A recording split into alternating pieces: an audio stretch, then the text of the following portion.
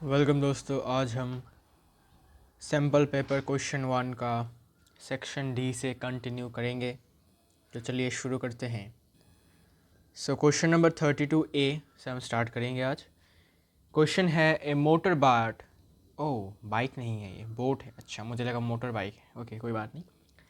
A motor boat whose speed is 18 kilometre per hour in still water takes 1 hour more to go 24 kilometer upstream, then to return downstream to the same spot.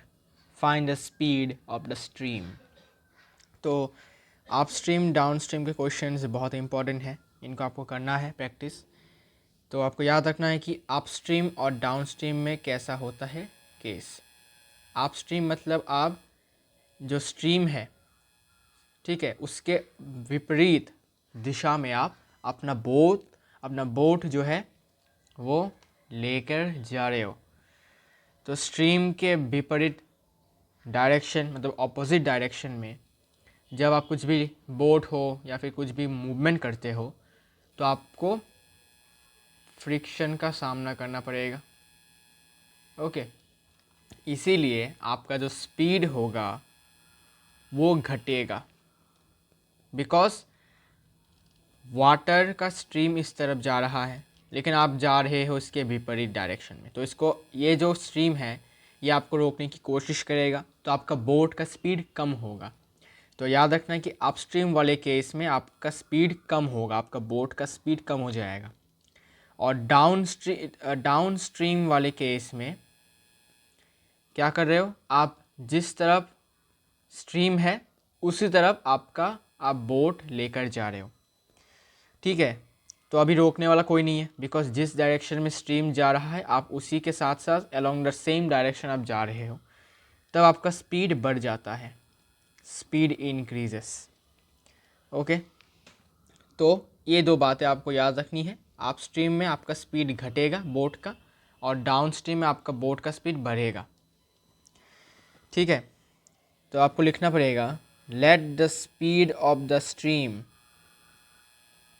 let the speed let the speed of the stream, जो stream है उसका speed आप x kilometre per our मान लो। ठीक है, stream का speed है इतना।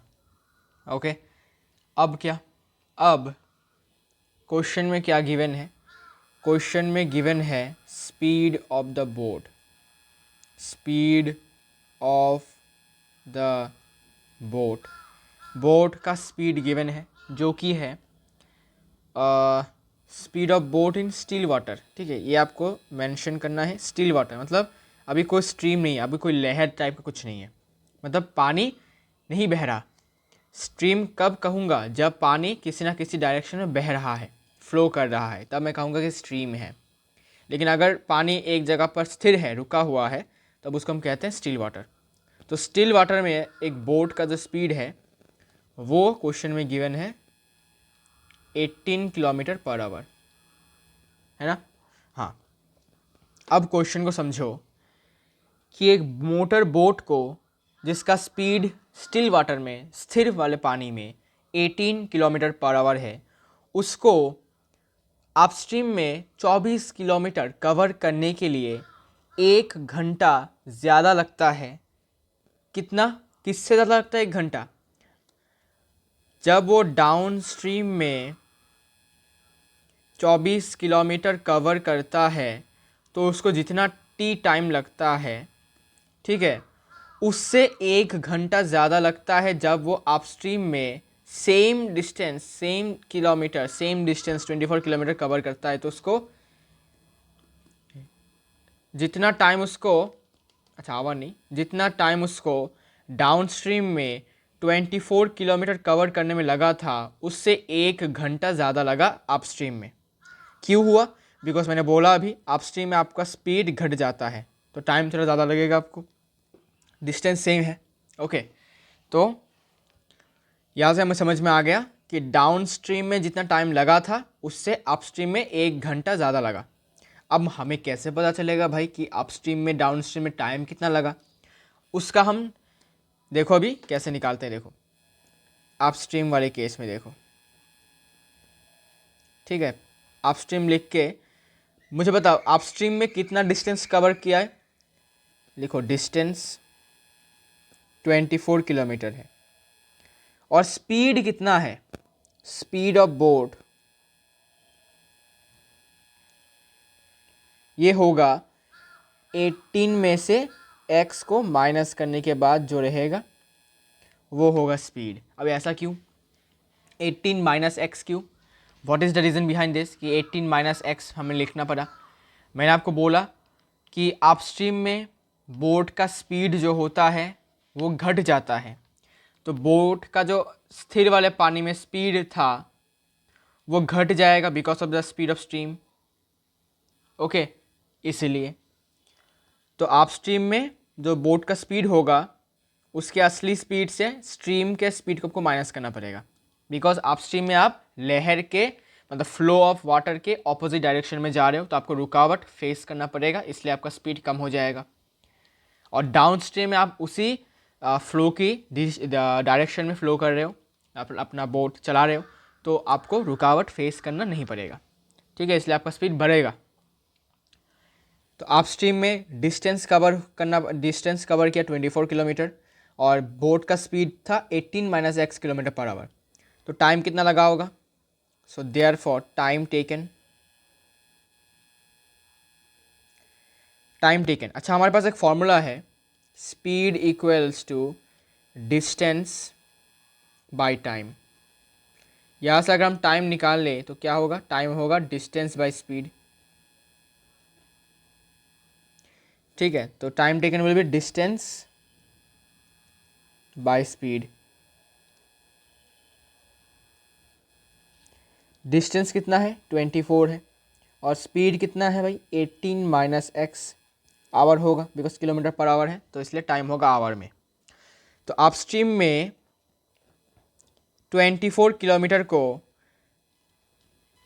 कवर करने के लिए with the speed of 18 minus x kilometre per our कितना टाइम लगा, 24 बाई 18 माइनस एक्स आवर्स लगा, ठीक है, इतना टाइम लगा।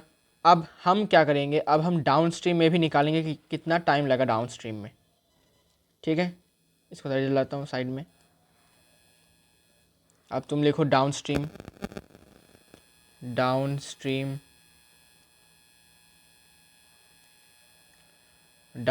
में देखो, डाउन स्ट्रीम में सेम डिस्टेंस, सेम स्पॉट बोला मतलब क्या, सेम डिस्टेंस है, ठीक है। तो डिस्टेंस कवर हुआ 24 किलोमीटर। अब बोट का स्पीड क्या होगा, बोट का स्पीड कुछ अलग होगा, बोट का स्पीड होगा 18 प्लस एक्स, ठीक है। ऐसा क्यों, बिकॉज जिस डायरेक्शन में स्ट्रीम फ्लो कर रहा है उसी डायरेक्शन में आप बोट को भी मूव करवा रहे हो। तो स्ट्रीम का स्पीड इतना है और बोट का स्पीड है 18 किलोमीटर पर आवर, तो ये और ये स्पीड एक साथ हो जाएगा, मतलब प्लस हो जाएगा, बिकॉज कोई आपका स्पीड बढ़ेगा। किस लिए बढ़ेगा, बिकॉज स्ट्रीम का स्पीड आपके बोट के स्पीड को और भी तरह एनहेंस करेगा, इसी कारण से आपका बोट का स्पीड में प्लस होगा। लेकिन अपस्ट्रीम में ऑपोजिट डायरेक्शन में जा रहे थे ऐसे, इसलिए स्पीड हो गया था माइनस, ओके, स्पीड घट गया था, यहाँ पर स्पीड बढ़ जाएगा, इसलिए 18 प्लस एक्स, ठीक है। तो कितना टाइम लगा होगा भाई इतना डिस्टेंस कवर करने के लिए और स्पीड इतना हो, तो डिस्टेंस तो सेम है लेकिन स्पीड में बदलाव है जो कि है 18 प्लस एक्स आवर्स, ठीक है। तो हमें टाइम मिल गया है कि अपस्ट्रीम में और डाउनस्ट्रीम में 24 किलोमीटर डिस्टेंस को कवर करने के लिए इतना टाइम और इतना टाइम लगा। अभी एक और इन्फॉर्मेशन गिवन है क्वेश्चन में, क्या गिवन है, अकॉर्डिंग टू द क्वेश्चन ये गिवन है कि अपस्ट्रीम में जितना टाइम लगा उतना टाइम डाउनस्ट्रीम, मतलब अपस्ट्रीम में जितना टाइम लगा था वो टाइम डाउनस्ट्रीम से 1 घंटा ज़्यादा है। ठीक है, मतलब मैं इसको ऐसे लिख सकता हूँ कि अपस्ट्रीम में जितना टाइम लगा, जो कि होगा 24/18 minus X, equals to down stream में जितना टाइम लगा, डाउन स्ट्रीम में टाइम लगा 24/18 प्लस एक्स प्लस 1 होगा। बिकॉज अपस्ट्रीम में डाउन स्ट्रीम में जितना टाइम लगा उससे 1 घंटा ज़्यादा लगा, इसलिए अपस्ट्रीम का टाइम होगा डाउन स्ट्रीम के टाइम से 1 घंटा ज़्यादा, इसलिए +1। ठीक है, अब इसको तुम इस तरफ लेकर आओ। सो 24/18 minus x plus, sorry minus होगा, -24/18 प्लस एक्स इक्वल्स टू 1। अब यहाँ से 24 कॉमन ले सकता हूँ, तो क्या रहेगा 1/18 minus X minus 1/18 plus X equals to 1। अब यहाँ से 24 को उस तरफ लेके जाता हूँ। ठीक है, और यहाँ पर मैं 18 माइनस एक्स और 18 प्लस एक्स को एलसीएम ले लेता हूँ इसका। तो यहाँ पर रहेगा 18 plus x minus 18 plus x, 18 cancel, ये होगा 1/24। तो ऊपर रहेगा क्या, ऊपर रहेगा 2x बाई, नीचे रहेगा ये देखो a minus B a plus B, मतलब क्या a square minus B square. So 18 square minus X square equals to 1/24 implies, इसको मल्टीप्लाई करते हैं तो ये होगा 48x equals to 18 square minus X square. ठीक है, तो धीरे धीरे करके हमें एक क्वाड्रेटिक इक्वेशन देखने को मिल रहा है ना। सो अगर मैं एक्स स्क्वायर को इस तरफ लेके जाता हूँ और इसको भी इस तरफ लेके जाता हूँ तो मुझे कुछ साइन चेंज होगा, माइनस एक्स स्क्वायर हो जाएगा प्लस एक्स स्क्वायर, ये प्लस 48x ऑलरेडी है, और इस तरफ आऊँगा तो ये -18 स्क्वायर। अब 18 स्क्वायर को लिख सकता हूँ 324 इक्वल्स टू 0। तो देखो अब ये क्वाड्रेटिक इक्वेशन बन चुका है। अब हम इसको मिडल टर्म करेंगे या फिर क्वाड्रेटिक फार्मूला का मदद से भी कर सकते हो। सो इसके लिए हमें 324 को प्राइम फैक्टराइज करना पड़ेगा। 2 से दिया तो 162, 2 से दिया डिवाइड तो ये 81, 3 से दिया सॉरी 27, फिर 3 से दिया, फिर 9, फिर 3 से दिया, फिर 3 होगा। ओके, अब गौर से देखो हमें 48 चाहिए, वो भी माइनस करके, तो माइनस करके 48 चाहिए। तो यहाँ पर 4 इंटू 2 12, 12 के साथ यहाँ पर कितना है, नहीं 12 और इसमें 27 नहीं होगा, और ज़्यादा चाहिए ना। ये क्या है 16, ओ सॉरी 81 है ये 9 है, और ये 36 माइनस 9, नहीं नहीं नहीं नहीं,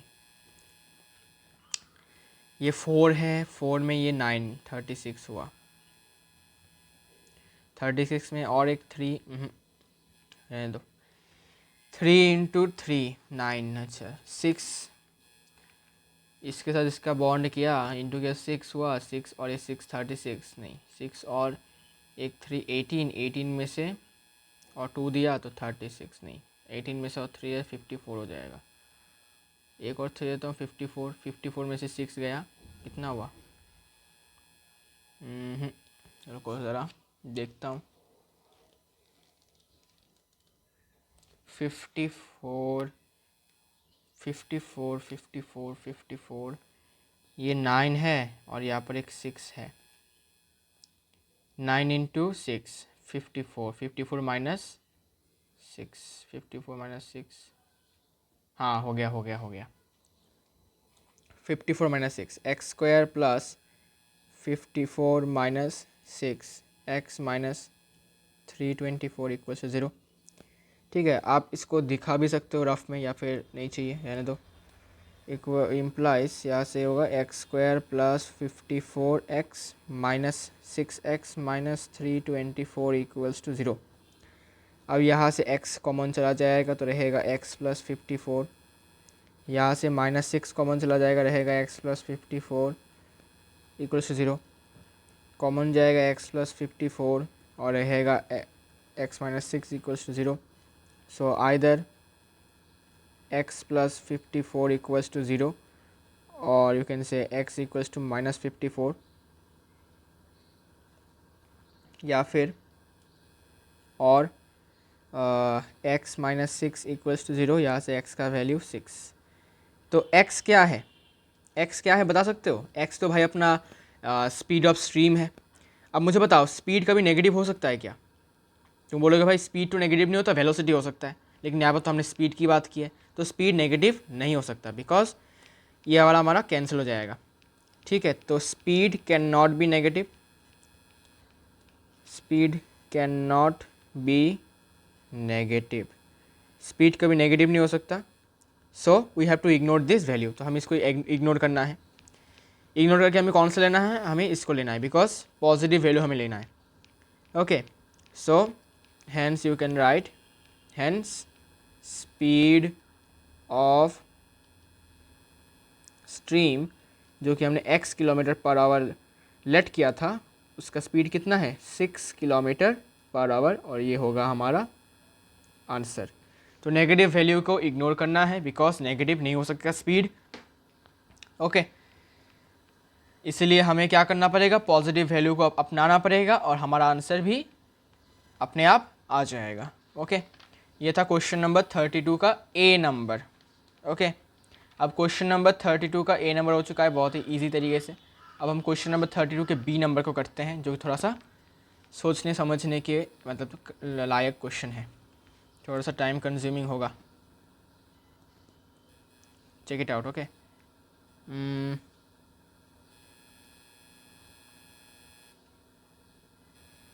तो चलिए इसको चेकआउट करते हैं. देखो, दो वाटर टैप्स हैं, जिन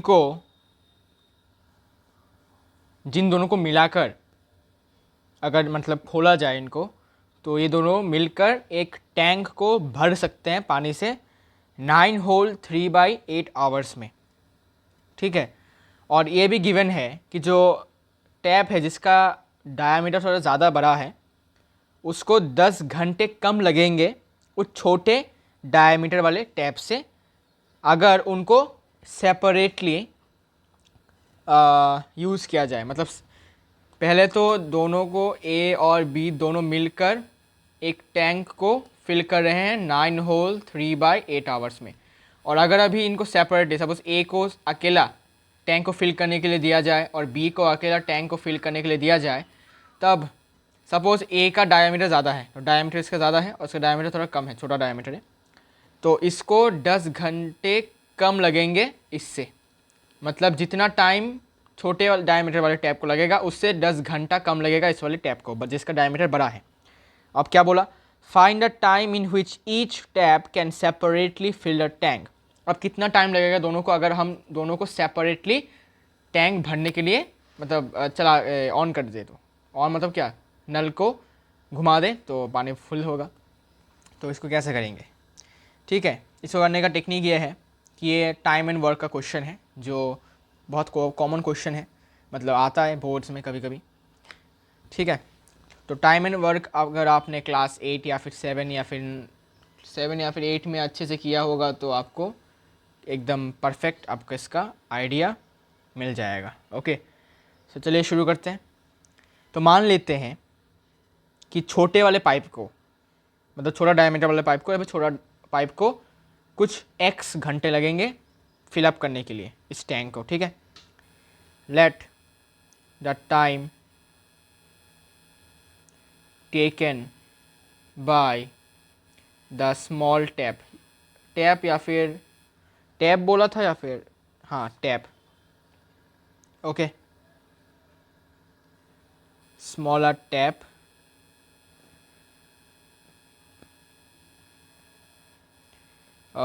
to fill the tank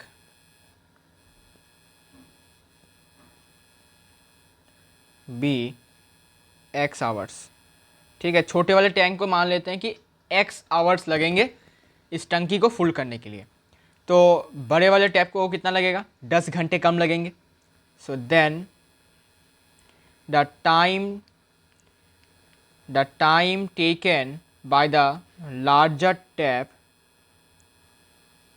to fill the tank will be, जितना इसको लगा था उससे 10 कम, मतलब x minus 10। Clear? x minus 10 hours लगेंगे। ठीक है, ये तो क्वेश्चन में गिवन ही था कि 10 घंटे कम लगेंगे। अब टाइम पता है, ठीक है, x और x माइनस 10। तो अब हम लिखेंगे एक घंटे में कितना पार्ट स्मॉलर टैप और लार्जर टैप फिलअप कर रहे हैं एक घंटे में। ठीक है, so part of the tank filled by the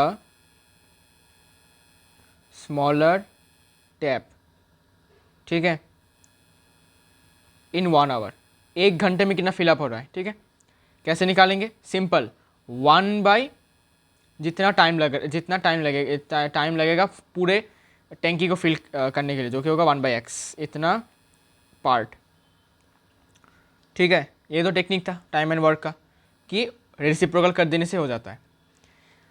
so part of the tank filled by the smaller tap in 1 hour will be 1/x, मतलब जितना टाइम लगेगा टोटल टाइम टू कंप्लीट और फिल द टैंक। ठीक है, वही होता है। तो 1 आवर में 1/x। अब छोटे वाले टैंक को इतना लगा तो बड़े वाले टैंक को कितना लगेगा? Part of the tank filled by the larger tap in 1 hour. तो एक घंटे में लार्जर टैप कितना काम कर पाएगा, कितना फिलअप कर पाएगा टंकी का कितना फिलअप कर पाएगा? 1/x माइनस 10, इतना पार्ट। ओके, अब देखो क्वेश्चन में गिवन है कि अगर हम दोनों को एक साथ यूज़ करें तो हमें इतना टाइम लगेगा, 9 होल 3/8। ठीक है, सो द टैंक, अब क्वेश्चन में गिवन है कि the tank can be filled up, the tank can be filled up by the two taps when used together, togetherly लगा दो। इन कितना बोला था? 9 होल 3/8 आवर्स। इसको अगर हम फ्रैक्शन में लिखें तो ये कितना होगा? 8 होगा। 9 इंटू 8 72, 72 प्लस 3 75 आवर्स, 75/8 आवर्स इतना लगेगा अगर हम दोनों टैप्स को एक साथ यूज़ करें तो। ठीक है, इसका मतलब part of the tank filled by both the taps in 1 hour कितना होगा? तो दोनों टैप्स को जब तुम एक साथ मिलाकर यूज़ करोगे तो उनको लगेंगे 75/8 आवर्स। तो एक घंटे में दोनों टैप्स कितना पार्ट टैंक का फिलअप करेंगे? पहले जैसा ही है, यहाँ पर देखो 1 बाई टोटल जितना टाइम लगा था। ठीक है, तो यहाँ पर 1 बाई टोटल कितना टाइम लगा था? 75/8, मतलब क्या उल्टा हो जाएगा? 8/75 इतना पार्ट टैंक का फिलअप होगा जब तुम दोनों टैप्स को एक साथ चलाओगे और एक घंटे के लिए। ठीक है, अब गौर से देखो, इसका मतलब अगर तुम इस वाले टैंकी का टाइम, अरे रुको, हाँ, अगर स्मॉलर टैप एक घंटे में 1/x पार्ट फिलअप कर रहा है और larger tap 1/x minus 10 part fill up कर रहा है इन 1 आवर, तो फिर इन दोनों को मिलाकर जितना पार्ट कवर होगा इन 1 आवर, ये तो इसके बराबर होगा। ठीक है, ये तो इसके बराबर होगा, इतना पार्ट के बराबर होगा। क्यों? बिकॉज इसमें भी क्या कहा है, ये चीज़ क्या है भाई? ये इन्फॉर्मेशन किसका है?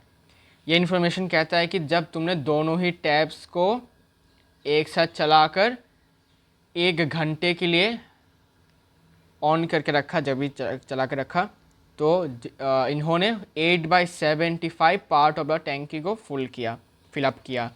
और अगर अब तुम स्मॉलर टैप की बात करते हो तो स्मॉलर टैप 1 घंटे में इतना पार्ट कवर किया, फिलअप किया, और लार्जर टैप 1 घंटे में इतना किया। तो अगर हम इन दोनों को प्लस करेंगे तो जितना पार्ट फिलअप होगा उतना तो इसके बराबर होगा। क्यों? बिकॉज इन दोनों का मिलाकर जितना पार्ट फिलअप होगा 1 आवर में, ठीक है, वही तो क्वेश्चन में गिवन था, उससे उससे हमने इसको निकाला, इस वाली वैल्यू को। ओके, थोड़ा समझो। तो according to the question 1/x plus 1/x minus 10 equals to 8/75। अब यहाँ से एलसीएम ले लो तो हो जाएगा x into x minus 10 equals to 8/75। ये होगा x minus 10 plus x। 2x minus 10 equals to 2x minus 10 into 75 equals to 8x square minus 80x। ठीक है, डायरेक्ट कर रहा हूँ थोड़ा थोड़ा। तो ये हो जाएगा 8x स्क्वायर माइनस 230x, बहुत ज़्यादा होता है, प्लस 750 इक्वल्स टू 0। ओके, अब क्या इसको हम कुछ किसी तरीके से कम कर सकते हैं क्या? बोथ साइड को 2 से डिवाइड कर दो तो देखो क्या होता है। 4 से डिवाइड जाएगा क्या? नहीं जाएगा 4 से डिवाइड, तो 2 से देना पड़ेगा। 2 से डिवाइड करूँगा तो ये रहेगा 4x स्क्वायर, ये हो जाएगा 115x, और ये हो जाएगा 2, तो ये हो जाएगा 6 नहीं सॉरी, ये हो जाएगा 3, 6 5 7 375 इक्वल्स टू 0। ठीक है, तो मिडल टर्म करने से क्या होगा क्या होगा क्या होगा?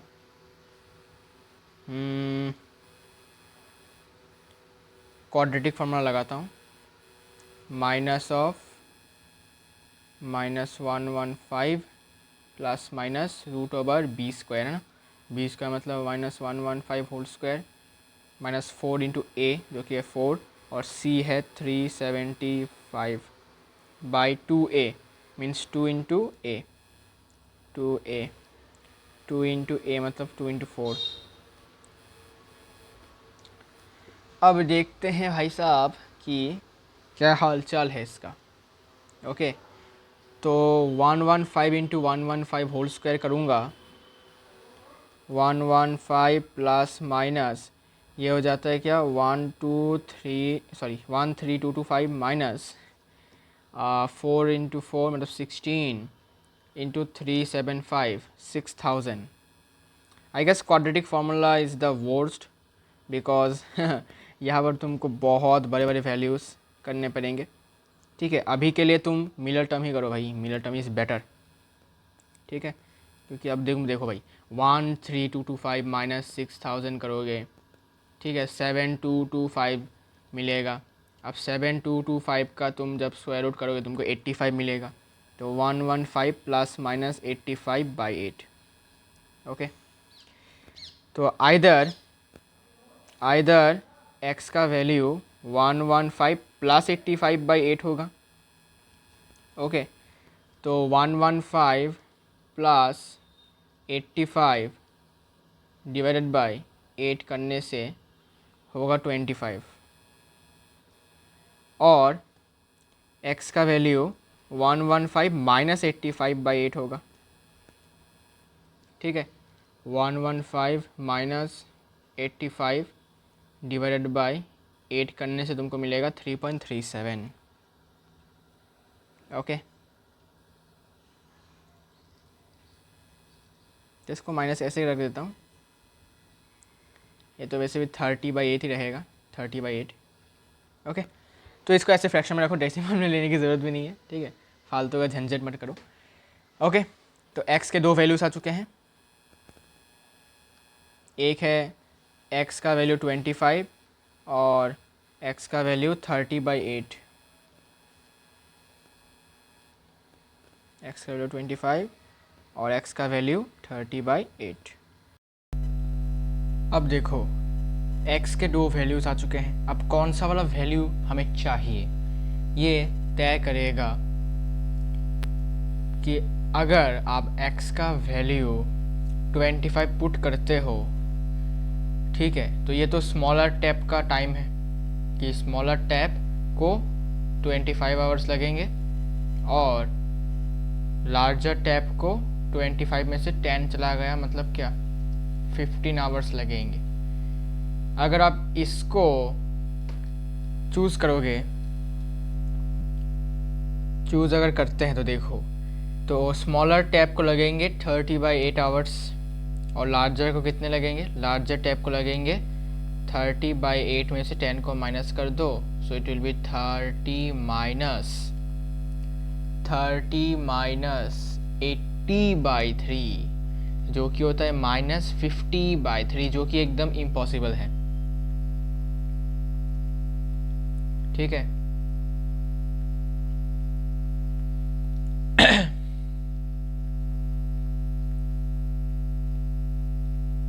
तो टाइम तो कभी नेगेटिव हो नहीं सकता, ठीक है ना, इसलिए ये वाला आपको x का वैल्यू इग्नोर करना है। ठीक है, तो आपको रीज़न लिख देना है कि अगर आप इस वाले x का वैल्यू को यूज़ करोगे तो आपका जो लार्जर टैप का जो टाइम लगेगा वो नेगेटिव हो जाता है, तो वो पॉसिबल नहीं है। तो आपको ब्रैकेट में लिख देना नॉट पॉसिबल। अगर आप चाहो तो रीज़न लिख सकते हो कि putting the value x or taking value x, the time taken by the larger tap to fill the tank will be negative, and which is not possible because time कभी negative हो नहीं सकता, time एक scalar quantity है। ठीक है, तो इसीलिए हमें x का वैल्यू 25 को ही लेना है। ओके, तो अब हम आंसर लिख सकते हैं, hence time taken by smaller tap, time taken bye smaller tap क्या होगा, x आवर्स था, मतलब 25 आवर्स, 25 घंटे लगेंगे पूरे टंकी को फुल करने के लिए, और बड़े वाले टैप को 10 घंटा कम लगेगा। सो time taken bye larger tap will be x - 10 hours, मतलब 25 - 10 जो कि होता है 15 आवर्स। ठीक है, क्लियर है? हो ओके, आगे बढ़ते हैं। अब क्वेश्चन क्या है, क्वेश्चन ये है अभी कि क्वेश्चन क्या है भाई, कहाँ गया क्वेश्चन, हाँ क्वेश्चन है, क्वेश्चन नंबर 32 हो चुका है, 33 बाकी है ना। 33 का ए नंबर है, state and prove basic proportionality theorem, मतलब बीपीटी को आपको प्रूफ करना है। ठीक है, तो ये मैं आपके लिए होमवर्क देता हूँ बिकॉज ये आपको आता है, आई नो। ठीक है, ये सब करके मैं टाइम वेस्ट नहीं करना चाहता, तो it would be better if you do it your self, because इतना कैलकुलेशन है नहीं, बस आपको प्रूफ करना है जो आपको आता है, आई नो। अब तो मेमोराइज हो गया होगा, आपको दिमाग में छप गया होगा बीपीटी करते करते करते, क्योंकि अभी तो आप महीना देख सकते हो, अभी नवंबर चल रहा है, तो ऑब्वियसली आप बहुत बार रिवीजन कर चुके हो, बहुत बार एग्जाम्स दे चुके हो बीपीटी को लेकर, इसके थ्योरम को लेकर, तो भाई इसमें तो अब कोई प्रॉब्लम होगा नहीं। तो ए नंबर ये आप खुद कर लेना, ठीक है, इजी है, टफ नहीं है, बस आपको प्रूफ करना है, तो बच्चे भी कर लेंगे, है ना। मेन है बी नंबर, ठीक है, 33 का बी।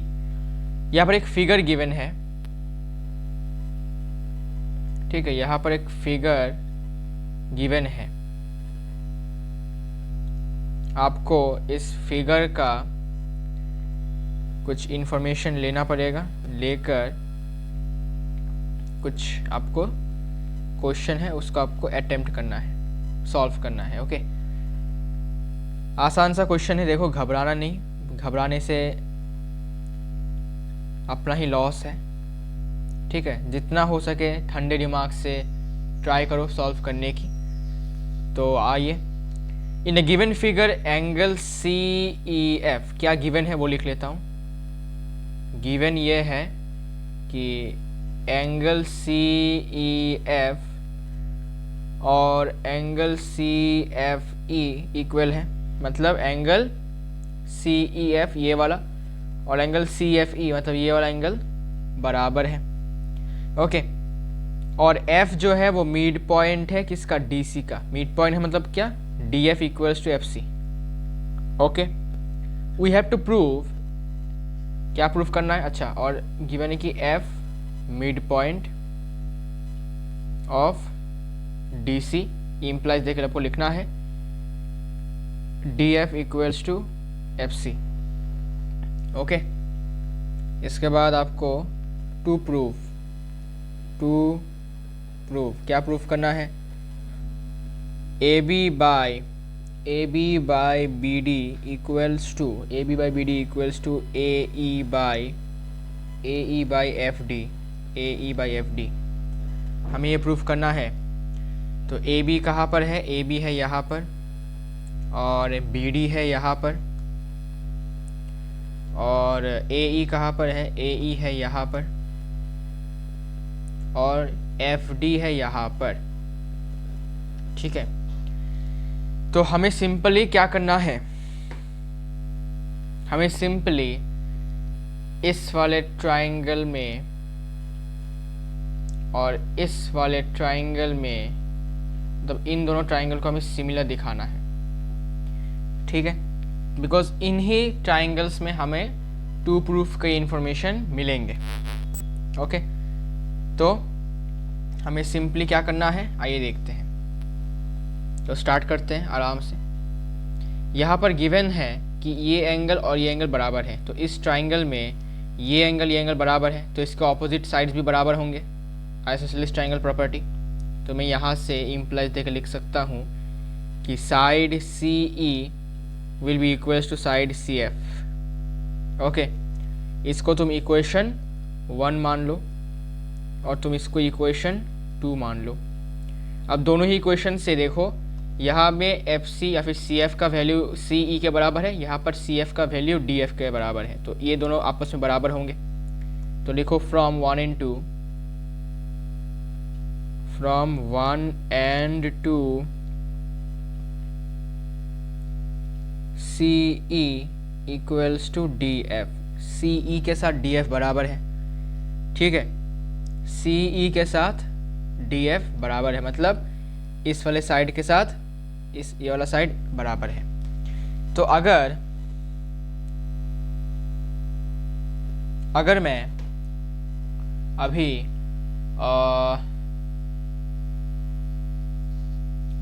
ऐसे ऐसे ट्राइंगल्स लूँ जिसमें मुझे ए बी मिलेगा और बी डी मिलेगा, ए बी मुझे मिलेगा बड़े वाले ट्राइंगल में और बी डी मुझे मिलेगा बी डी एफ ट्राइंगल में। तो अगर मैं इन दोनों को सिमिलर करके ये वाला एंगल और ये वाला एंगल बराबर कर देता हूँ तो मुझे यहाँ से भी मिल जाएगा, रेशियो हो जाएगा। देखो, थोड़ा दिमाग लगाना पड़ेगा, नहीं तो आंसर नहीं आएगा। सबसे पहले हम छोटे छोटे ट्राइंगल्स को सिमिलर कर देते हैं। In triangle B D F and triangle F E C, इन दो ट्राइंगल्स में क्या क्या इक्वल किया जा सकता है, क्या क्या इक्वल करके सिमिलर प्रूफ किया जा सकता है, ये हम देख लेते हैं। ओके, अब देखते हैं। देखो, तो इन दोनों ट्राइंगल्स में क्या क्या इक्वल किया जा सकता है, अगर कॉन्ग्रुएंट भी किया जा सकता है तो बढ़िया है। अब गौर से देखो थोड़ा, ये वाला एंगल और ये वाला एंगल वर्टिकली ऑपोजिट है और फिर से कहा गया है कि ये वाला एंगल और ये वाला एंगल इक्वल है, इसका मतलब ये एंगल और ये एंगल इक्वल हुआ। ओके, तो मैं इसको यहाँ से लिख सकता हूँ कि तुम इसको थोड़ा साइड में लिखो, अभी के लिए इसको थोड़ा साइड में रखता हूँ। तो इस वाले को तुम इक्वेशन 3 मान लो। ठीक है, मैं इस वाले पार्ट की बात कर रहा हूँ, इस वाले पार्ट को तुम इक्वेशन 3 मान लो। अलग से लिख सकता हूँ, अलग से लिख सकते हो। तो देखो, इसके बाद देखो angle B F D equals to angle C F E. Reason क्या है, वर्टिकली ऑपोजिट एंगल्स, और इसको तुम इक्वेशन 4 मान लो। अब 3 और 4 से, from 3 and 4 angle BFD is also equals to angle CEF। ठीक है, ये एंगल इस वाले एंगल के साथ बराबर हुआ। ओके, अब क्या, अब सिमिलर करेंगे या कॉन्ग्रुएंट करेंगे देख लेते हैं। हमें तो रेशियो चाहिए तो सिमिलर ही करना पड़ेगा, सिंपल सी बात है। ओके, लेकिन उससे पहले देखते हैं कि हम क्या कर सकते हैं और और क्या क्या कर सकते हैं। अगर और कुछ कर सकते हैं तो ज़रूर करेंगे, या फिर हमें कुछ कंस्ट्रक्शंस की ज़रूरत पड़ेगी, वो भी देख लेते हैं। ओके, तो ये एंगल बराबर है, फिर ये साइड बराबर, और फिर ये या नहीं हमें एक कंस्ट्रक्शन की ज़रूरत होगी। अगर हम यहाँ पर एक और लाइन सेगमेंट ड्रॉ करें, जो कि इसका नाम DG दे देते हैं, EFG, हाँ, जो कि अपने BE के साथ पैरेलल है, तो हमें कुछ सुविधा मिल सकता है। ओके, तो इसको भी रहने दो भाई। कंस्ट्रक्शन,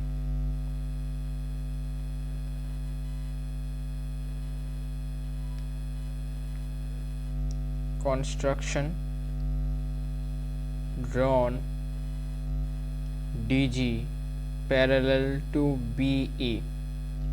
ओके, अब क्योंकि DG के साथ BE पैरेलल है, तो इसे हम क्या कह सकते हैं? इसे हम ये कह सकते हैं, हम BPT यूज़ कर सकते हैं, सिंपल सी बात है।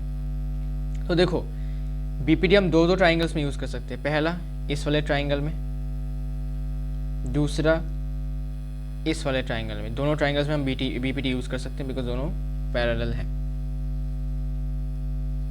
तो इन ट्राइंगल ABE, क्योंकि ये पैरेलल है, तो ABE कौन सा ट्राइंगल है? हाँ, तो हम लिख सकते हैं कि AD बाय, रुको, अच्छा, हम AB के जगह पर AB नहीं, अच्छा AD नहीं, AB लिख सकते हैं। AB by BD equals to AE by EC।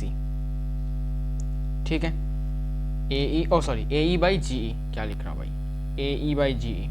ठीक है, ये कोरोलरी है, कोरोलरी है, ये कोरोलरी, BPT का कोरोलरी है। ठीक है, यूजिंग BPT हम इसे कर सकते हैं। इसको इक्वेशन 1 मान लेता हूँ। इसके बाद इस ट्राइंगल में, DGC ट्राइंगल में, इन ट्राइंगल DGC, इस ट्राइंगल में भी हम लगा सकते हैं BPT। लगाने के बाद हमें क्या मिलेगा? हमें मिलेगा, हम कर सकते हैं DF by FC equals to GE by CE। ठीक है, DF by FC equals to GE by CE। Clear? अब इनका वैल्यू जो होगा, इनका जो वैल्यू होगा ये इक्वल होगा और इक्वल्स टू 1 होगा। और ऐसा क्यों? ऐसा क्यों हो रहा है? बिकॉज यहां देखो, ये और ये लाइन पैरेलल है, इसका मतलब ये एक ट्रांसवर्सल की तरह काम करेगा अभी। ठीक है, ये अभी एक ट्रांसवर्सल की तरह काम कर रहा है। इसमें ये वाला एंगल और ये वाला एंगल करस्पॉन्डिंग एंगल है। क्लियर है? ओके, और फिर इसके साथ ये वाला एंगल भी बराबर हो गया। ठीक है, तो ये बहुत कुछ इक्वल हो जाता है, लेकिन हमें इसमें इन झमेलों पे नहीं पड़ना है। हमें क्या करना है? हमें देखो, यहाँ पर एक मिड पॉइंट है। ठीक है, यहाँ पर एक मिड पॉइंट है और यहाँ पर एक ट्राइंगल है जिसमें ये वाला पॉइंट से, इस वाले मिड पॉइंट से दूसरे साइड में जो पॉइंट गया है, जो लाइन सेगमेंट है, वो थर्ड साइड के साथ पैरेलल है।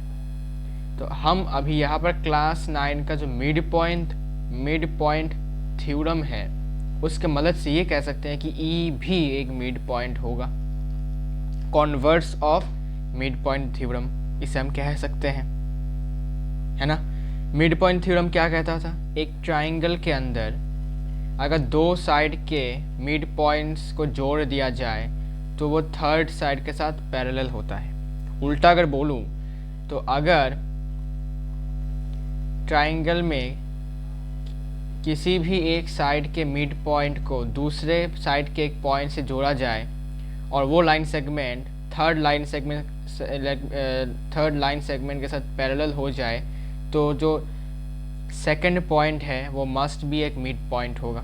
इसी the converse of mid point. तो वहाँ से मैं लिख सकता हूँ कन्वर्स ऑफ मिड पॉइंट से, converse of mid point theorem से मैं लिख सकता हूँ क्या कि E is also the mid point of GC।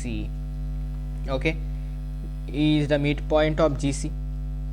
Okay, ये मैं लिख सकता हूँ। और जब मिड पॉइंट है इसका मतलब क्या? मिड पॉइंट है मतलब क्या? GE का वैल्यू और EC का वैल्यू बराबर, ठीक है।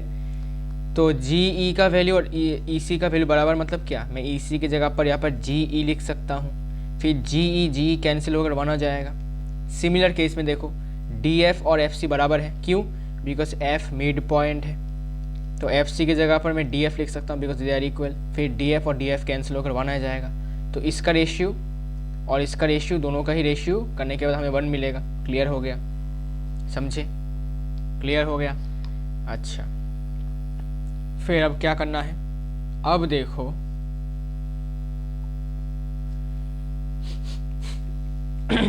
मैं यहाँ से लिख सकता हूँ कि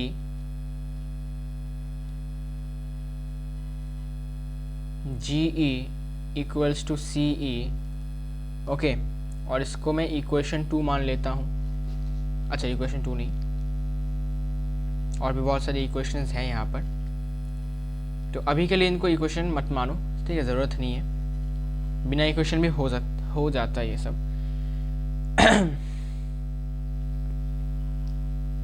सो GE के साथ EC बराबर। अब क्या? अब हम ये भी बताए कि CF के साथ CE बराबर है। CF के साथ CE बराबर है, कहाँ पर है? वो रहा, CF के साथ CE बराबर है, ठीक है।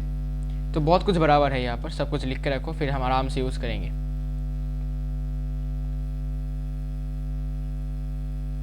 फिर हम क्या करेंगे? अब देखो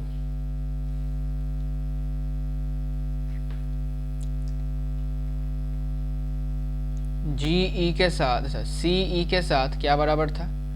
CE के साथ, अच्छा रुको थोड़ा सा छोटा कर देता हूँ। CE के साथ CF बराबर है, फिर वही CF फिर से DF के साथ बराबर है, ठीक है। तो इन तीनों रिलेशन से मैं ये कह सकता हूँ, इसको तुम इक्वेशन 5 मान लो। इक्वेशन 5 मान लेने से from equation 1, 2 and 5, from equation 1 और ये 2 और ये 5, 1, 2 और 5, इन तीनों इक्वेशन से मैं कह सकता हूँ कि GE का वैल्यू DF के साथ बराबर है। कैसे हुआ? फिर से बताता हूँ। CE का वैल्यू GE के बराबर है, और वही CE का वैल्यू फिर से CF के साथ बराबर है, और वही CF का वैल्यू फिर से DF के साथ बराबर है। इसका मतलब GE का वैल्यू DF के साथ बराबर होगा। क्लियर? ओके, अब क्या? अब हमें जो इक्वेशन मिला था यहाँ पर, है ना, ये जो इक्वेशन मिला था इसमें हम कुछ बदलाव करेंगे। अभी इसको तुम इक्वेशन 6 मान लो, ठीक है। अच्छा, इक्वेशन 6 मानने की ज़रूरत नहीं, यहाँ पर बिठा दो भाई डायरेक्ट। तो देखो A B by B D, तो A B by B D रहेगा ही, बिकॉज हमें प्रूफ ही करना है A B by B D, तो इसको हम कुछ चेंज नहीं करेंगे। हम चेंज करेंगे ए ई और जी ई को। ए ई और ए ई सेम है तो भाई सेम ही रखो इसको, कोई चेंज नहीं है। लेकिन जी ई चेंज होगा। जी ई का वैल्यू किसके बराबर है? डी एफ के बराबर या फिर एफ डी के बराबर, कुछ भी लिख सकते हो, डी एफ लिख दिया तो हो गया, हैंस प्रूव्ड। ओके, मुझे पता है कि यहाँ पर बहुत कुछ यूज़ हुआ नहीं है, जैसे कि ये वाला पीस, ये वाला यूज़ हुआ नहीं, तो कोई बात नहीं, ठीक है, कोई दिक्कत नहीं है। इसको मैं मिटा देता हूँ। मिटाने के बाद इसको भी मैं मिटा देता हूँ और बाकी का तुम देख लो, ठीक है, ये सब बाकी का ठीक है। तो क्वेश्चन नंबर 33 का बी वाला हो चुका है। अब फिर से रीचेक मान लेता हूँ, ठीक है कि सब कुछ ओके। आई होप समझ में आया होगा, इजी है। बस पहले थोड़ा सा मुझे लगा कि दोनों ट्रायंगल से हो जाएगा, फिर देखा कि नहीं भाई एक पैरेलल ड्रॉ करना पड़ेगा, तो ड्रॉ कर लिया, तो इजी हो गया। आगे बढ़ते हैं, देखो आराम से एकदम बढ़िया तरीके से।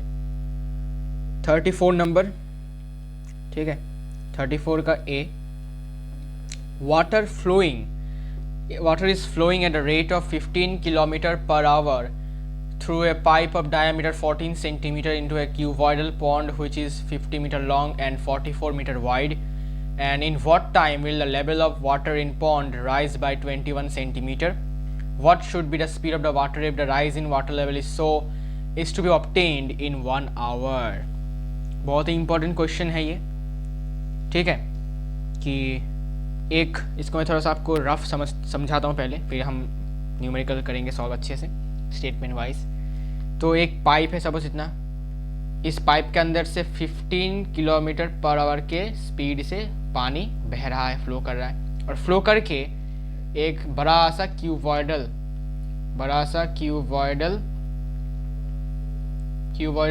पॉन्ड में जाके पानी गिर रहा है, जिस क्यूबॉइडल का मेजरमेंट गिवन है। ओके, अब कितना टाइम लगेगा इस पूरे पॉन्ड को फुल होने में, ये गिवन नहीं है क्वेश्चन में कि कितना टाइम लगेगा फुल होने में। कितना बोला है कि कितना टाइम लगेगा कि पानी का जो लेवल होगा वो 21 सेंटीमीटर हो जाएगा इस वाले पॉन्ड में, वो क्वेश्चन है। तो बहुत लोग सोच रहे थे कि फुल वॉल्यूम कब होगा, ऐसा नहीं है, ठीक है। क्वेश्चन में गिवन है कि 21 सेंटीमीटर का हाइट कब होगा, कितने टाइम बाद होगा, वो हमें निकालना है। और फिर क्वेश्चन गिवन है कि what should be the speed of the water if the rise in water level is to be attained in 1 hour? अब क्वेश्चन ये है कि अगर एक घंटे के अंदर अगर हमें उस वाले पॉन्ड में जो वाटर लेवल है अगर हमें 21 सेंटीमीटर करना है, तो उस पानी का स्पीड कितना होना चाहिए, मतलब उस पाइप के अंदर से कितने तेजी से पानी निकलना चाहिए, जिससे कि जितने टाइम में पहले, जब उस एन टाइम में पहले पॉन्ड में जो वाटर लेवल था वो 21 सेंटीमीटर हुआ। अब बोला है कि 1 आवर के अंदर हमें पॉन्ड का लेवल, वाटर लेवल 21 सेंटीमीटर चाहिए, और उसके लिए हमें ऑब्वियसली पानी का जो फ्लो है वो बढ़ाना पड़ेगा, उसका स्पीड, और हमें कितना बढ़ाना पड़ेगा वही बोला है। और स्पीड कितना होगा, जिससे कि 1 घंटे के अंदर पूरा मतलब लेवल जो होगा पानी का वो 21 सेंटीमीटर हो जाएगा। तो क्या होगा आंसर? बहुत सिंपल है, लेकिन थोड़ा सा कॉम्प्लिकेटेड है, मतलब कैलकुलेशंस की बात कर रहा हूँ मैं, तो आपको ध्यान से एकदम करना है। तो मैं सबसे पहले फॉर पॉन्ड POND, ओके, इसके मेजरमेंट्स आपको मैं बता देता हूँ, लेंथ, ब्रेथ, हाइट। तो लेंथ है 50 मीटर, ठीक है, और ब्रेथ है 44 मीटर, और हाइट कितना बोला कि हाइट होना पड़ेगा 21 सेंटीमीटर। इसको मीटर में कन्वर्ट करूँगा तो 0.21 मीटर। और मैं आपको विनती करूँगा कि एग्जाम में पॉइंट मत लो, फ्रैक्शन में रखो, कैंसिलिंग करने में इजी होता है, ठीक है। तो इसको मैं 21/100 ही रखता हूँ, 21/100 मीटर। Okay, clear. अब पॉन्ड की बात आ गई, अब पाइप की बात करते हैं। फॉर पाइप का डायामीटर भी गिवन है आई गेस, क्वेश्चन में डायमीटर गिवन है पॉन्ड का, सॉरी पाइप का, वो है 14 सेंटीमीटर, ठीक है। अब रेडियस क्या होगा फिर, रेडियस होगा 14/2 मतलब 7, तो 7 सेंटीमीटर है, इसको मीटर में कन्वर्ट करेंगे तो 7/100, 7/100 मीटर हो गया। क्लियर? ओके।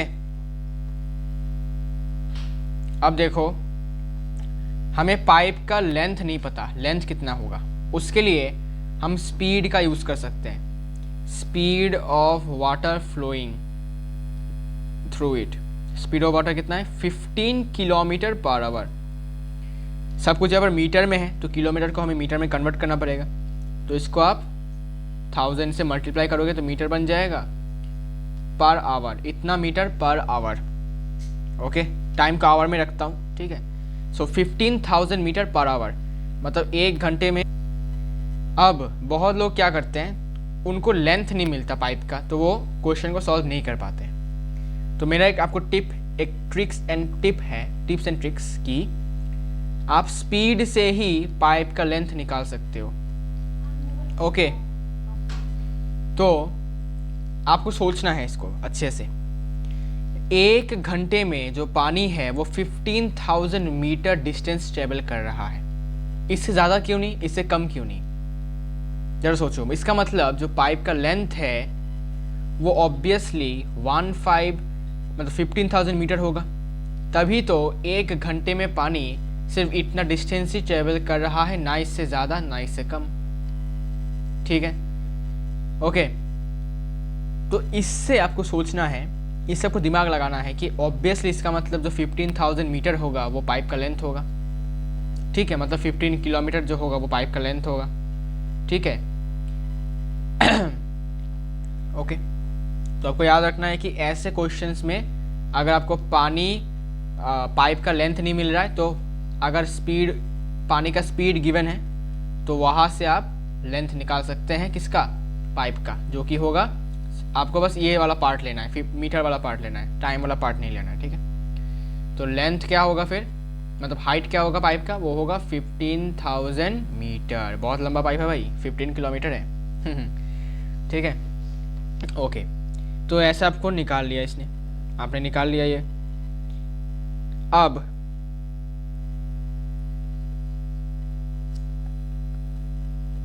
क्या लिखना है, देखो,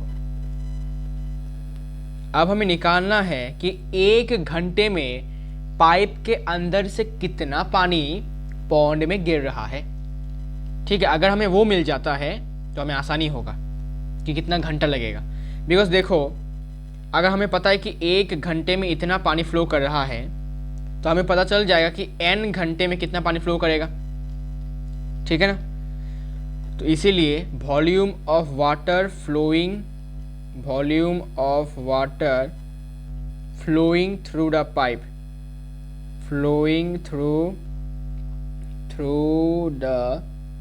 through the pipe in 1 hour. अब ये किसके बराबर होगा, बताओ किसके बराबर होगा। अरे भाई, ये तो पाइप के वॉल्यूम के बराबर होगा, बिकॉज 1 घंटे में पानी कितना मीटर कवर कर रहा है, पाइप के लेंथ के बराबर। अब पाइप का पानी तो ऐसा फ्लो नहीं करेगा कि आधा फ्लो करेगा आधा फ्लो नहीं करेगा, ऐसा नहीं, तो वो तो पूरा इसके अंदर से फ्लो करेगा, मतलब वो पूरे अपने पाइप के वॉल्यूम से फ्लो करेगा, वॉल्यूम के बराबर फ्लो करेगा, वॉल्यूम के शेप के बराबर फ्लो करेगा। सोचो ज़रा। तो इसीलिए हमें लिखना पड़ेगा कि volume of water flowing through the pipe in 1 hour will be equals to volume of the pipe, मतलब पाई r², पाई को ऐसे रखो भाई, ठीक है। मुझे पता है पाई का वैल्यू तोड़ोगे तो क्या होगा। रेडियस क्या है, रेडियस है 7/100 होल स्क्वायर, फिर से 7/100 इंटू हाइट कितना है 15,000, तो 0 0 0 0 1 0 1 0 गया, तो 49 इंटू 15 π/10। इसको ऐसे रख दो भाई, ज़्यादा चालाकी करने की कोशिश मत करना, और भी कैंसिल जाता है, ये 3/2 होगा, ठीक है। तो डायरेक्ट ले लेता हूँ, यहाँ पर 3 होगा, 3π और यहाँ पर 2 होगा, ठीक है। यहाँ पर ही कैंसिल कर देता हूँ, अच्छा होगा। सो 49 इंटू 3π/2 इतना सेंटीमीटर क्यूब नहीं है, ये मीटर क्यूब है, याद रखो। इतना मीटर क्यूब पानी क्या कर रहा है, उस पाइप से 1 घंटे में निकल रहा है। ठीक है। अब हमें क्या निकालना है, हमें अभी निकालना है volume of the pond. Pond का वॉल्यूम निकालना है, तो वो होगा LBH, मतलब 50 इंटू ब्रेथ था 44 और हाइट था 21 सेंटीमीटर, तो 21/100। तो इससे ये कैंसिल हो गया, 2 हो गया, इससे ये कैंसिल हो गया, 22 हो गया। 22 इंटू 21 मतलब 462 मीटर क्यूब। ये है वॉल्यूम ऑफ द पॉन्ड। अब जरा सोचो दिमाग लगाकर कि अगर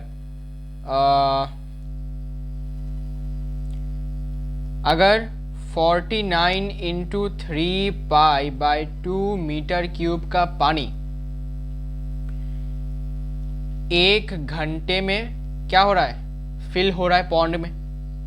बिकॉज देखो 1 घंटे में पाइप से इतना पानी निकल रहा है, वही पानी क्या हो रहा है, पॉन्ड में जा रहा है और पॉन्ड फिलअप हो रहा है।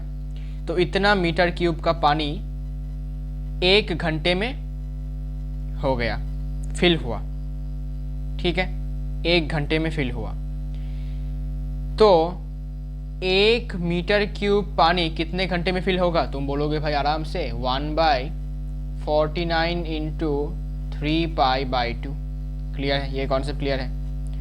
और अगर मैं पूछूं तो फिर इतना पानी, इतना मीटर क्यूब पानी कितने घंटे में होगा, तुम बोलोगे भाई 462 मीटर क्यूब पानी होगा 1 इंटू 462/49 इंटू 3π/2 इतना आवर में।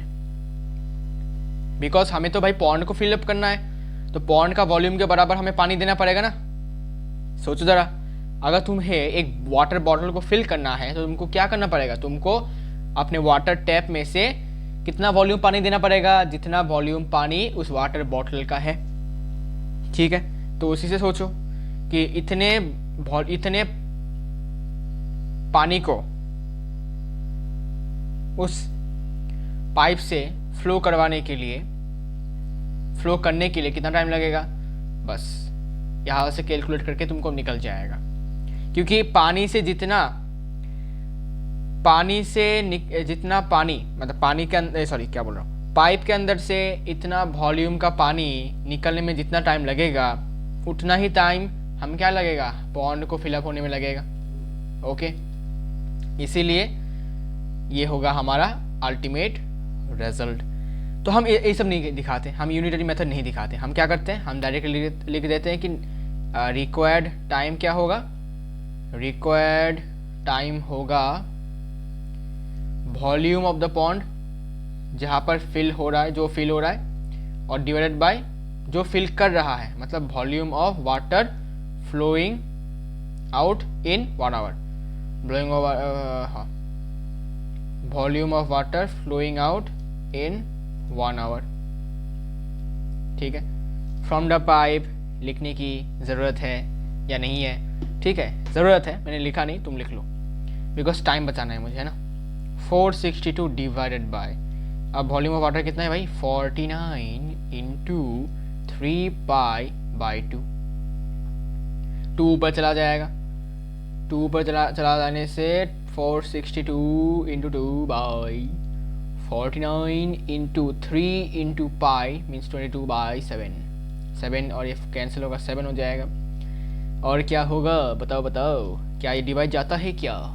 ओह नहीं जाता है, जाता है ज़रूर। क्या बोल रहा हो, नहीं जाता मतलब 6 दूंगा तो 42, फिर से 6 दूंगा तो हो गया, इससे ये कैंसिल जाएगा तो 22, फिर इससे ये कैंसिल गया तो क्या रहा अल्टीमेटली 2 आवर्स। 2 घंटे लगेंगे क्या करने में, 2 घंटे लगेंगे क्या करने में, बताओ जल्दी बताओ। 2 घंटे लगेंगे पूरे पॉन्ड को फिलअप करने में, नहीं गलत, पॉन्ड के वाटर लेवल को 21 सेंटीमीटर तक बनाने के लिए। मैंने अभी थोड़ी देर पहले बताया था कि पूरे पॉन्ड को फिलअप करने के लिए, मतलब पूरा पॉन्ड का जो वॉल्यूम है वो है 462। ऐसा नहीं है, ऐसा है क्या? हाँ जी ऐसा ही है। ठीक है, ऐसा ही है। ऐसा है क्या? जी नहीं। क्या आप कंफ्यूज हो रहे हो? अरे कंफ्यूज मत हो भाई, मैंने तो अभी बोला इसका हाइट इतना तक है, ये थोड़ी ये फुल पॉन्ड का वॉल्यूम है, ये तो इतना हाइट तक 21 सेंटीमीटर हाइट तक कितना पानी है उसका वॉल्यूम है ये, ठीक है, उतना तक पॉन्ड का वॉल्यूम है, थोड़ी पूरा पॉन्ड का वॉल्यूम है ये। क्या यार तुम भी कंफ्यूज क्यों हो रहे हो? अगर मैं गलत बोल रहा हूँ तो मुझे सही कर दो यार, मेरे साथ गलत बोलोगे तो कैसे होगा? कंफ्यूज नहीं होने का। अब देखो, अब एक और क्वेश्चन है कि कितना स्पीड होना चाहिए जिससे कि वो पानी जो है वो 1 घंटे के अंदर अंदर ही क्या हो जाए, फिलअप हो जाए। अब जरा सोचो कि जब हमारा स्पीड 15 किलोमीटर पर आवर था, उतने स्पीड से जब पानी फ्लो किया तो उसने पॉन्ड के मतलब पॉन्ड को 21 सेंटीमीटर तक वाटर लेवल तक फिल किया कितने घंटे में? 2 घंटे में। सो 2 घंटे लगे। तो ज़रा सोचो कि 15 किलोमीटर, अच्छा रुको, 2 घंटे में फिलअप हुआ, या फिर कह सकते हो 2 घंटे में फिलअप करने के लिए स्पीड कितना लगा? Water speed of water 15 kilometre per our. तो ज़रा सोचो, यहाँ पर क्वेश्चन में ऑलरेडी गिवन ही है कि 1 घंटे में अगर फिलअप करना है तो कितने टाइम लगेगा? 15 × 2, ज़्यादा स्पीड लगेगा, ठीक है ना? ये क्या है? टाइम एंड वर्क का क्वेश्चन है, ये टाइम एंड वर्क का क्वेश्चन है। यहाँ पर यूनिटरी मेथड नहीं चलता, यहाँ पर उल्टा चलता है, डायरेक्ट एंड इनवर्स प्रोपोर्शन जैसा कुछ यहाँ पर है, ठीक है? कि अगर तुम्हें एक काम को जल्दी ख़त्म करना है तो तुमको ज़्यादा लोग चाहिए होगा, कम लोग थोड़ी चाहिए होगा।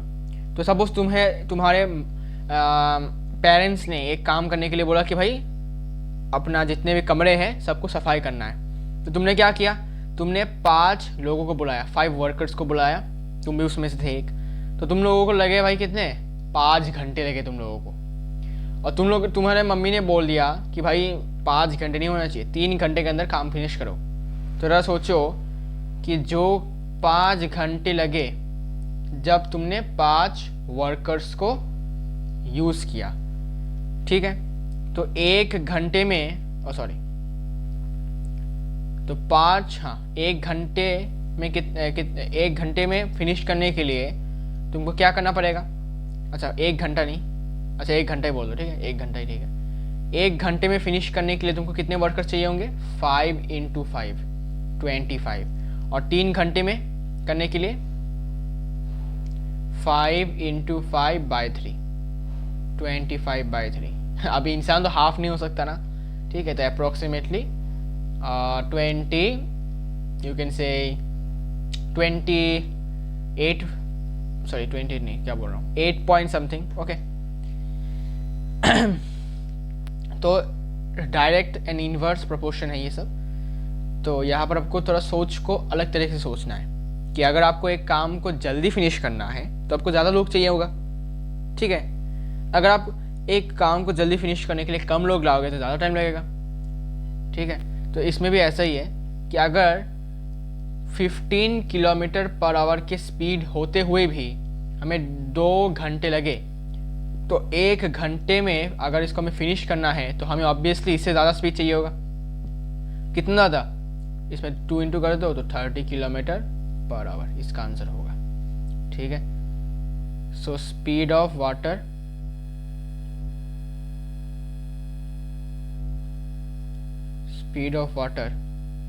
if the rise in water level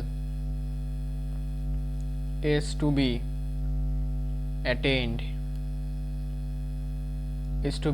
in 1 hour equals to 2 × 15 kilometre per our, मतलब 30 kilometre per our is the answer. आप चाहे तो दिखा सकते हो वैसे करके जैसे मैंने समझाया था। सिंपल सा कॉमन सेंस है, एक काम को जल्दी करने के लिए तुमको स्पीड बढ़ाना पड़ेगा। अगर तुम्हें जल्दी घर पहुंचना है तो तुम अपना गाड़ी का स्पीड बढ़ाओगे, वैसा ही है, ठीक है ना? अब बी नंबर पे आते हैं। A tent is in the shape of a cylinder surmounted by conical top. एक सिलेंडर है जिसके ऊपर एक कोन बैठा हुआ है भाई। ओके, एक वॉल्यूम है ऐसा, कुछ ऐसा है, ऐसा। ठीक है, रुको भाई साहब, इसको ही कॉपी कर लेते हैं, इतना अच्छा बना है ये। ठीक है, लाइक दिस। और इसके ऊपर एक कोन भाई साहब है, ये होगा इसका सेंटर वाला पॉइंट। अरे ये वाला सेंटर वाला पॉइंट, ये हो गया कोन।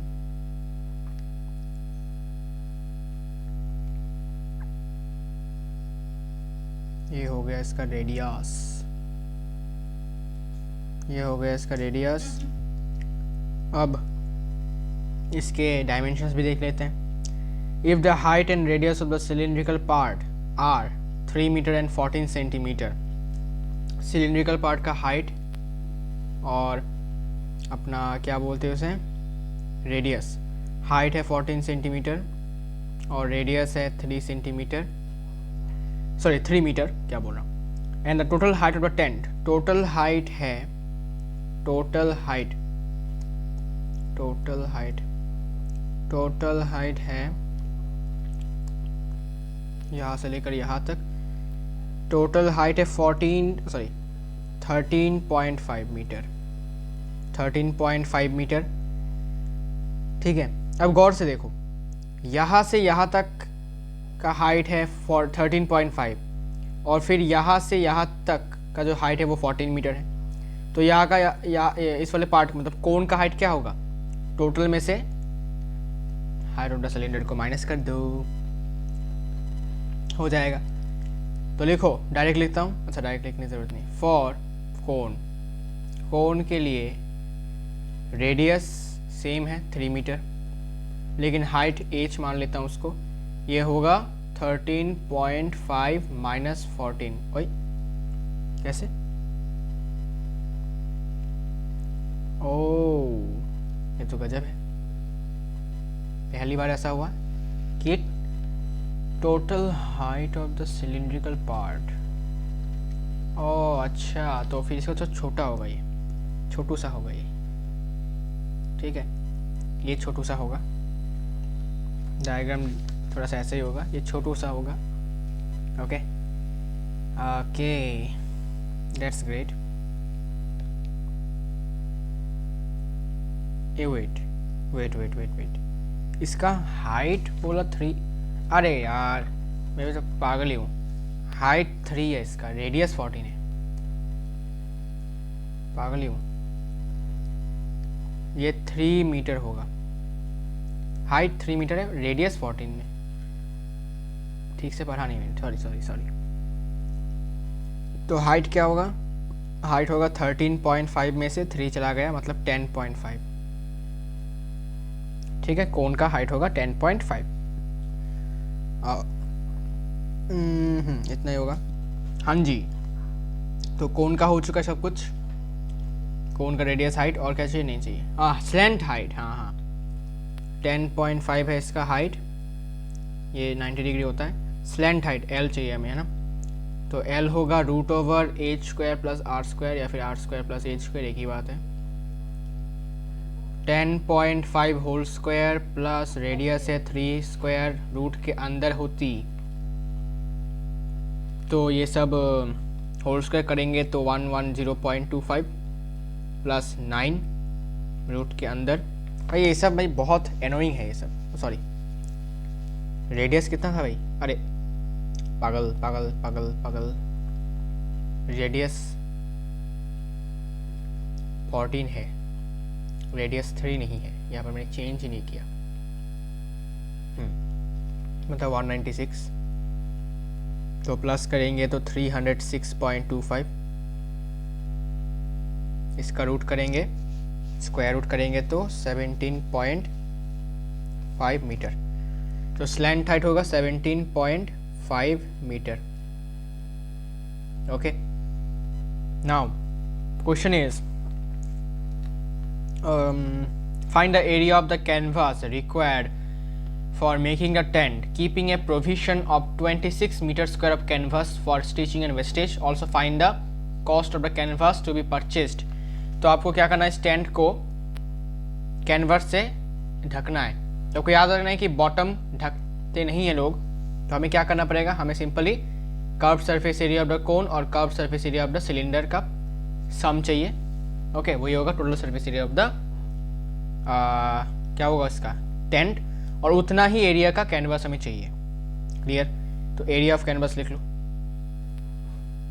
एरिया ऑफ कैनवास क्या होगा, curved surface area of cone plus curved surface area of cylinder. Okay, तो सिलेंडर का हो गया. हाँ, कोन का कर्व्ड सरफेस एरिया मतलब पाई आर एल, और सिलेंडर का मतलब पाई आर सॉरी वॉल्यूम में हो गया ये तो 2 पाई आर एच. अच्छा, मैंने सिलेंडर का लिखा ही नहीं कुछ. वाह वाह वाह, क्या बात है. मैं ही हूँ भाई, मैं ही हूँ. फॉर सिलेंडर लिख लो. फॉर सिलेंडर रेडियस है सेम 14 मीटर, लेकिन हाइट कैपिटल एच मान लो इसको, जो कि है 3 मीटर. ओके, चलिए पाई आर कॉमन लीजिए, तो क्या रहेगा L प्लस 2H. पाई का इसको ऐसे रखो भाई. रेडियस कितना है भाई 14, L है 17.5 plus 2 into H, height of the cylinder is 3. अब तुम पाई को तोड़ सकते हो. 17.5 plus 6 44 into 23.5. okay, so it will be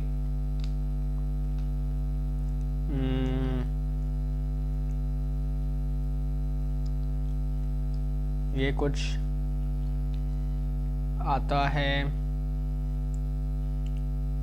1034 metre square. फिर ओके,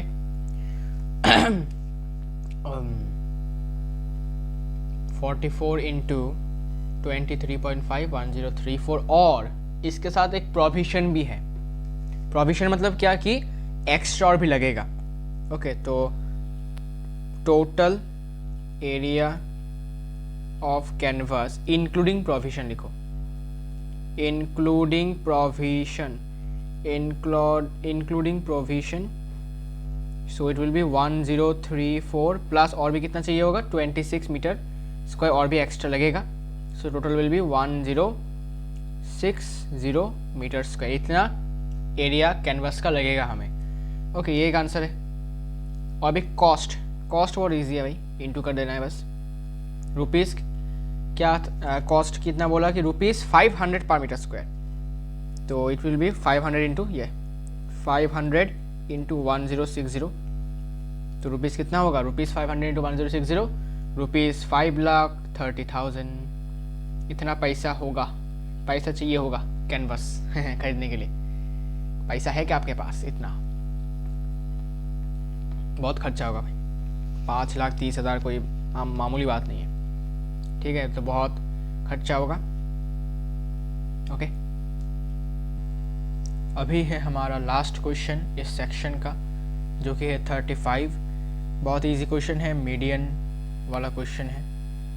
चेकआउट करो कि the median of the following data is 50. तो टेबल बनाना पड़ेगा सबसे पहले. तो टेबल बनाते हैं. तो ये है वो टेबल, और इस टेबल में हमें P और Q का वैल्यू निकालना है, और क्वेश्चन में हमें मॉड भी निकालना है. तो मॉड और मीडियन, ठीक है, दोनों ही चीज़ें रिलेटेड है. तो हमें मीडियन का टेबल बनाना पड़ेगा जिसमें क्यूमुलेटिव फ्रीक्वेंसी भी होगा. तो सिंपल है, ये P होगा, फिर P प्लस 15 होगा, फिर P प्लस 15 प्लस 25 मतलब P प्लस 40 होगा, फिर P प्लस 40 प्लस 20 मतलब P प्लस 60 होगा, फिर P प्लस 60 प्लस Q मतलब P प्लस Q प्लस 60 होगा, फिर 8 plus P plus q plus 60 मतलब पी प्लस क्यू प्लस 68 होगा। फिर अब प्लस 10 हो जाएगा तो पी प्लस क्यू प्लस 78 हो जाएगा। ये तो आपको पता ही है कॉम्युलेटिव फ्रीक्वेंसी कैसे निकाला जाता है। नाउ द थिंग इज कि थोड़ा सा वेट करिए, कहाँ गया ये पेज, कहाँ उड़ गया। हाँ जी, तो अब क्वेश्चन में गिवन है median is given. Okay, so given is median, so given is median, median given is 60 I guess. Median, oh sorry 50 है।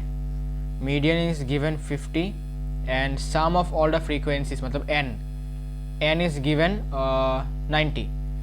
ठीक है, बट अगर मैं इन सबको प्लस कर दूं तो मुझे इतना मिलता है p प्लस क्यू प्लस 78, तो it is also equals to p plus q plus 78। Okay, because ये इन सब का सम करूँगा तो भी मुझे n मिलेगा और क्वेश्चन में ऑलरेडी n ऑलरेडी गिवन है 90। ओके, तो यहाँ से मैं लिख सकता हूँ कि p plus q equals to 90 minus 78 जो कि होता है 12। तो यहाँ से p plus q equals to 12, यहाँ से p का वैल्यू निकाल लेता हूँ 12 माइनस क्यू। ठीक है, q। अब देखो मीडियन गिवन है तो मीडियन 50 है। 50 कौन से वाले क्लास में आ रहा है? इस वाले क्लास में। ठीक है, तो ये हमारा मीडियन क्लास हो जाएगा। तो आपको लिखना पड़ेगा कि मीडियन 50 है, देयरफॉर आपको लिखना पड़ेगा मीडियन क्लास जो होगा, मीडियन क्लास क्या होगा 50 to 60 होगा। अभी ये मीडियन क्लास है, पता चल चुका है। इस वाले क्लास का L क्या होगा, लोअर लिमिट क्या होगा 50 है। क्लास विद या फिर क्लास साइज कितना है, upper limit minus lower limit मतलब 10 है। अब कॉम्युलेटिव फ्रीक्वेंसी CF क्या है? ठीक है, CF क्या है? ये होगा cumulative frequency of the pre median class, मतलब जो मीडियन क्लास है, ये अपना मीडियन क्लास है, इस वाले मीडियन क्लास के पहले वाले क्लास का जो कॉम्युलेटिव फ्रीक्वेंसी है वो हमें यूज़ करना है। तो मतलब p plus Q, sorry p plus 40। और f क्या है? f is the frequency of the median class. Median class का फ्रीक्वेंसी है, मीडियन क्लास का फ्रीक्वेंसी है 20, तो f होगा 20। ठीक है, तो हमें ये सब चीज़ें चाहिए in the formula of median. तो मीडियन का फॉर्मूला क्या है? नाउ मीडियन का फॉर्मूला है lower limit plus n/2 minus CF/f into h। लेकिन मीडियन तो ऑलरेडी गिवन है, तो इम्प्लाइज देके लिखो मीडियन की जगह पर 50, L की जगह पर लिखो 50 प्लस n/2। n का वैल्यू कितना था? n का वैल्यू है 90, तो n/2 का वैल्यू क्या होगा 45। सिंपल सी बात है, तो ये होगा 45 माइनस CF क्या है p प्लस 40, तो minus p sign change minus 40 by f कितना है 20 इंटू, ओ सॉरी यहाँ पर जगह नहीं होगा ना, तो इसको मैं यहाँ लेके आता हूँ, रुको इसको मैं यहाँ लेके आता हूँ, जगह नहीं होगा तो हाँ, बाय 20, f हो गया 20 इंटू h कितना है 10। अब ये 50 कैंसिल, तो इस तरफ हो गया 0 equals to 45 minus 45 minus p, और इसको कैंसिल करेंगे तो 2 रहेगा, 5 माइनस p बाई 2, तो यहाँ से फिर से क्रॉस मल्टीप्लाई होगा तो 0 ही रहेगा, तो 0 इक्वल्स टू 5 माइनस p। यहाँ से p का वैल्यू आ जाता है 5, सो p का वैल्यू आ जाता है 5। अब इस वाले इक्वेशन को तुम 1 मान लो, इक्वेशन 1, तो इक्वेशन 1 में अभी p का वैल्यू पुट कर दो। इक्वेशन 1 में p का वैल्यू 5 पुट करने के बाद हमें q का वैल्यू मिल जाएगा। q का वैल्यू क्या होगा? q का वैल्यू होगा 7, तो p का वैल्यू हो गया 5 और q का वैल्यू हो गया 7, और यही है हमारा आंसर। और फिर क्या निकालने के लिए बोला? मॉड निकालने के लिए बोला, मॉड निकालने के लिए बोला। तो p का वैल्यू कितना आया था हमारा? p का वैल्यू आया था 5 और q का वैल्यू आ गया 7, तो आपको इसको ऐसे लिख देना है। अब मॉड कैसे निकालना है? मॉड निकालने का फॉर्मूला क्या था? मॉड निकालने का फॉर्मूला था कि सबसे मैक्सिमम फ्रीक्वेंसी किसका है, तो सबसे मैक्सिमम फ्रीक्वेंसी 25 है। तो सिंस द मैक्सिमम फ्रीक्वेंसी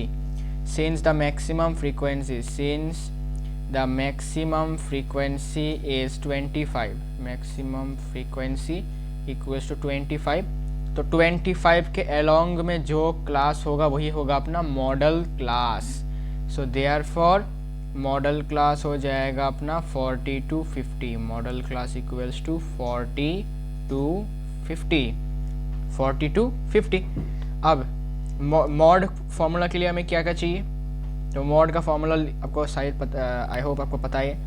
तो मॉड का फॉर्मूला है lower limit plus frequency of the modal class minus frequency of the class preceding the modal class, फिर divided by 2 into frequency of the middle modal class minus of the preceding class minus of the succeeding class, okay, into class size. अब हमें ये सब चीज़ें चाहिए, तो इसको हम अभी वो देख कर लिखेंगे। देखो, तो L क्या है, मॉडल क्लास का है मतलब लोअर लिमिट जो कि है 40, क्लास साइज कितना है 10 है, frequency of the class F के, frequency of the modal class कितना है, सबसे मैक्सिमम फ्रीक्वेंसी है 25।